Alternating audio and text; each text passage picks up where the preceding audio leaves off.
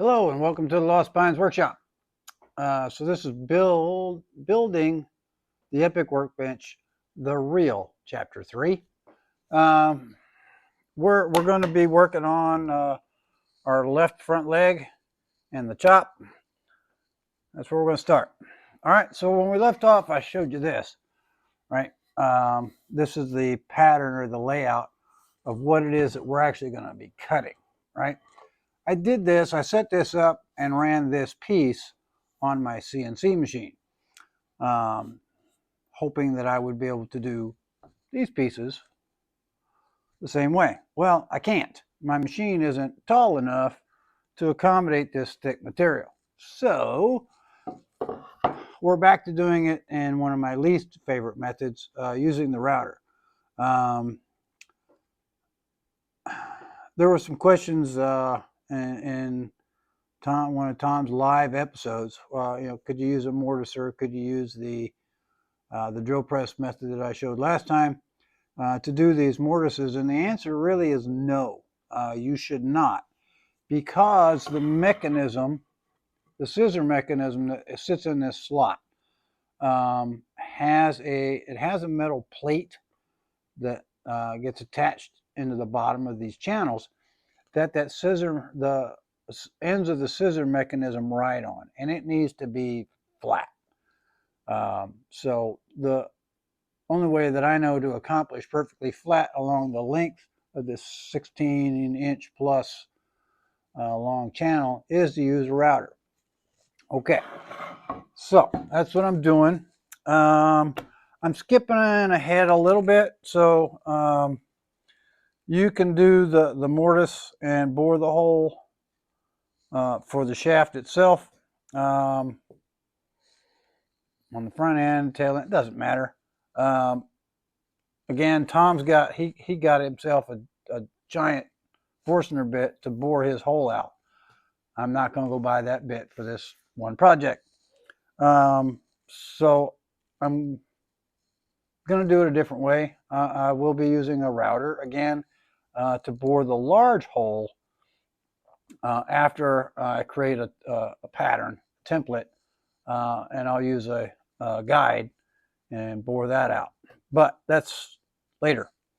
To begin, and I'm skipping ahead again, in that I'm going to go ahead and do the leg, the mortise for the leg, and the chop at the same time. The layout for them is identical with one exception. Where this nut goes, or is it a nut or a bolt? It's a bolt. There's a bolt head that sticks out of this scissor frame. Right? It's a shoulder bolt that holds the scissors together. It has to have a home. On the leg, it's, as I've got this laid out, it's on this side. And the chop I have laid face open, it's on the far side. But the channels are identical. So the one in 17/32 is on near me, as it is here. The next one, 7/8, is on the far side, as it is here. All right, so the layout is identical. The only difference being where this recess is for the scissor bolt. Groovy? So to accomplish this, I'm going to go kind of slow. I set up my router and actually had to wait because I had to order. So I'm using a Bosch router.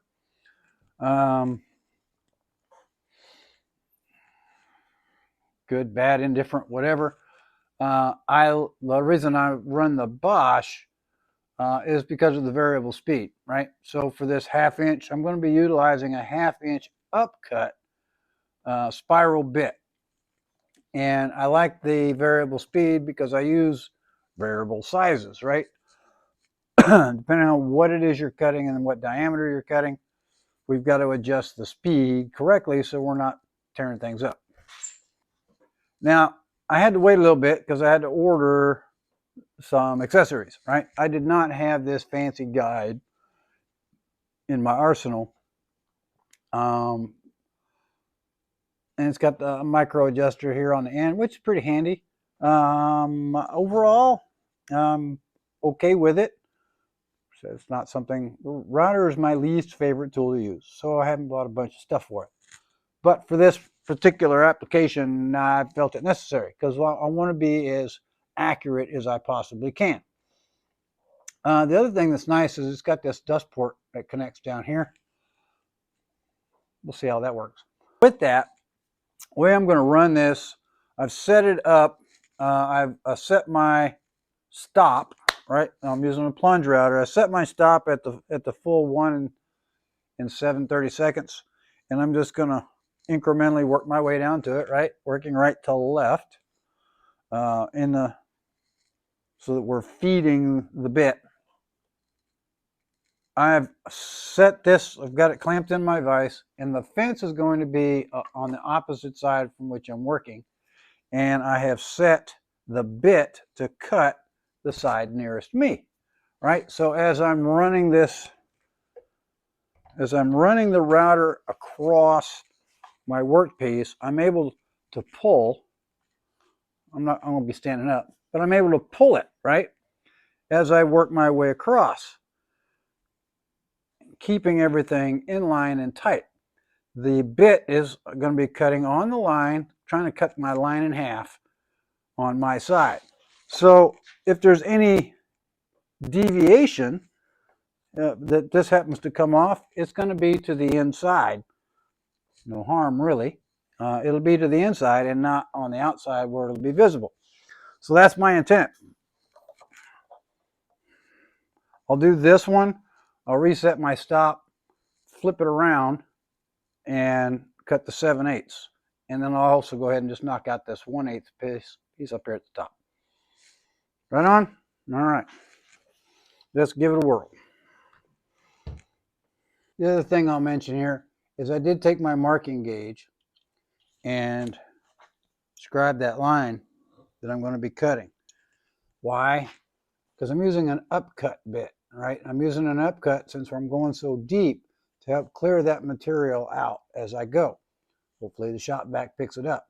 But because I'm using an upcut, if I don't relieve that edge fiber, it's liable to tear it out, blow it out. So you can kind of go either way. You can use a down cut, you can use an upcut, doesn't matter. I just like to go ahead and sever those fibers along the show face so that there's no accidents.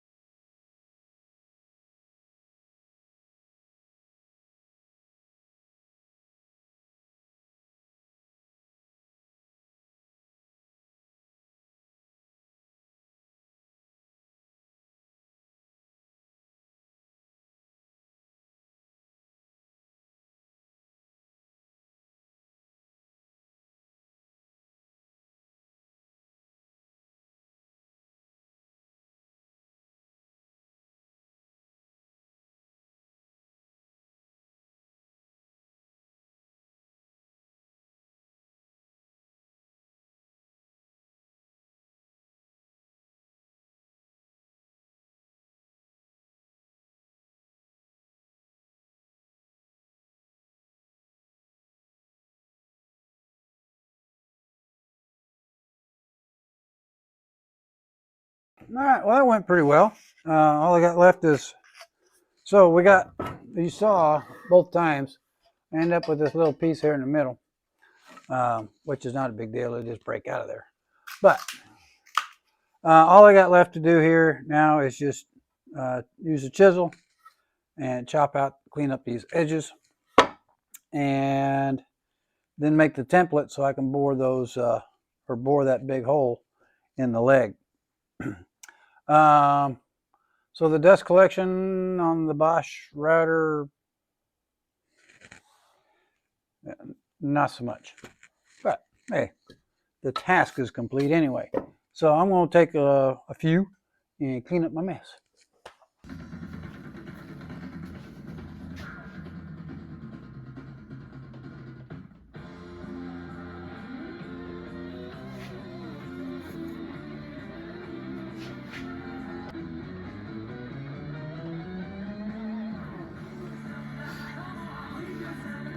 So sometimes the challenges in woodworking are figuring out how to do something, right? In this case, right, our post is 4 inches thick. I have a standard Forstner bit set, which, you know, it's not really long. And I'm not going to go buy another Forstner bit just to make this hole. But I do have a 6-inch long 1/8 inch bit. So what I'm doing, I've got my template established, right? And I've got my 0 mark for the center of the shaft that's going through this leg. So I'm going to drill all the way through with the 1/8 inch hole, which will give me a guide on the back side. I'll then swap out, put in my 1 1/8 Forstner bit, drill in this way, and then flip it over and drill it back the other way to complete this hole. Then I'll go back over to the workbench and the router table and hog out this 1/2 inch deep mortise to accept that washer, or the washer.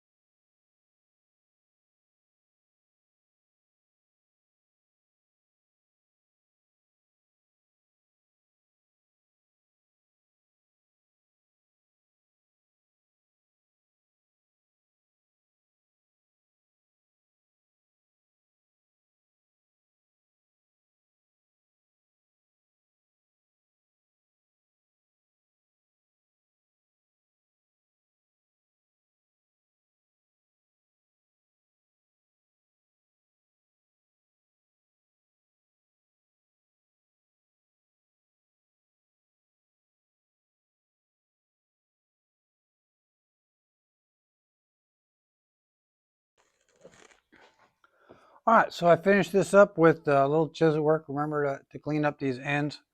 And then I went ahead and I just hand cut this notch here, this 5/16, where that shoulder bolt for the scissor is going to live. I just used my 1/4 inch mortise chisel and just hog that out real fast. Easy work. Didn't come out quite as clean down in here as I had hoped. The router got away from me just a smidge, left a little divot. That's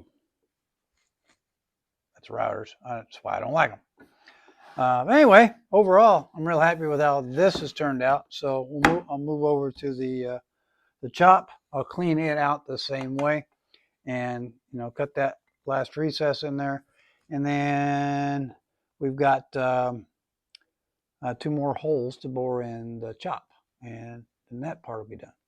So here's a random question: am I a woodworker or am I a wood machinist? Because I'll tell you what, a lot of very close tolerance machine work going on in here. Hey, if you like this video, please hit that like button. Let's get back to work. Well, okay, up to this point, the things on this bench project been going pretty well up to this point. So, as I said, moved over to the chop and took care of all this. Looks great. Then I moved into boring the holes for the shaft, right? 1 3/4, 5/8 deep on this side, 1 3/4, 1/8 deep on this side. Great. Reset, rechecked,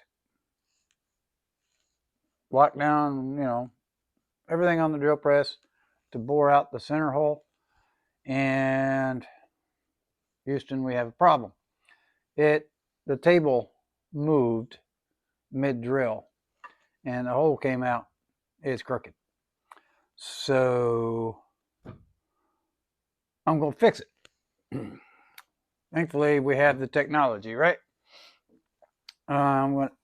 Just found this chunk of cherry laying over there on the floor, and I'm going to turn this down to 1 1/8 diameter, same as the hole.